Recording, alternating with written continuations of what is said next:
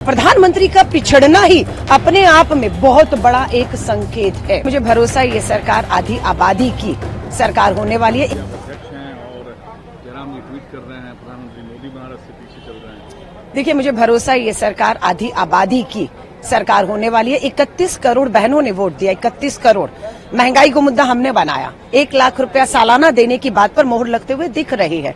और मैं सबसे पहले कहूंगी, श्री राहुल गांधी जी की भारत जोड़ो यात्रा, भारत जोड़ो न्याय यात्रा, 10,000 किलोमीटर की यात्रा मोदी जी के 10 साल पर भारी पड़ती हुई दिख रही है। आप महिला मतदाता पर आपका अपना दावा है, उधर भाजपा को भरोसा है कि महिलाओं ने मोदी जी के नाम पर ज्यादा भरोसा जताया होगा। आपको ऐसे कॉन्फिडेंस, इतना कॉन्फिडेंस कैसे आ रहा है कि महिलाओं ने कांग्रेस को ज्यादा वोट किया? देखिए, मोदी जी की ही संसदीय क्षेत्र वाराणसी के रिजल्ट अभी देख लीजिए।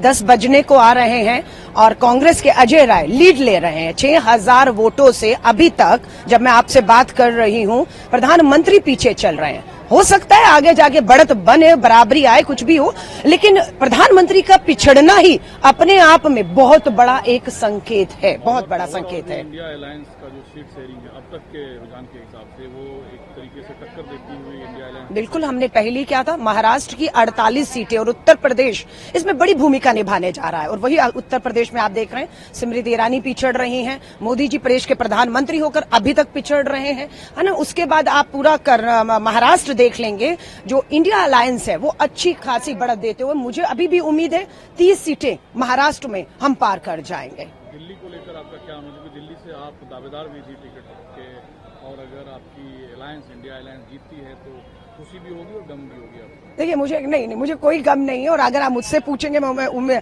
दावेदारी थी, बिल्कुल थी। और जिस चांदनी चौक से मेरे दावेदारी थी, मुझे भरोसा है सबसे पहले दिल्ली में एक सीट आते हुए दिखेगी तो वो चांदनी चौक आपको जो है वो दिखेगी। सो मुझे पूरा विश्वास है कि हमारे राष्ट्रीय अध्यक्ष ने भी कहा था, जिसकी दिल्ली उसका देश।